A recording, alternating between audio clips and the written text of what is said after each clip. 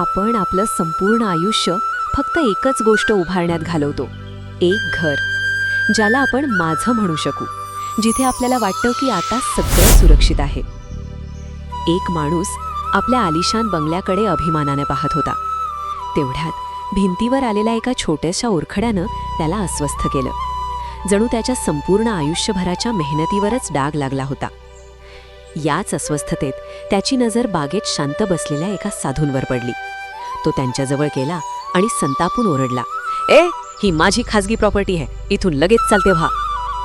साधूंनी डोळे उघडले आणि अगदी सहज स्वरात विचारलं, "ठीक आहे बाळा, मी निघतो, पण त्याआधी मला एक सांग, तुझ्या आधी इथे कोण राहत होता?" माणूस चिडून म्हणाला, "माझे वडील." "आणि त्यांच्या आधी?" तो थोडा अडखळला.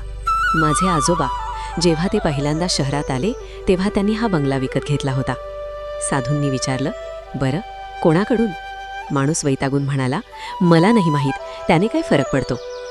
साधू हलकेच हसले आणि म्हणाले, "मग हे सांग, आजपासून 100 वर्षानंतर इथे कोण राहणार आहे?" तो श्रीमंत माणूस निश्शब्द झाला.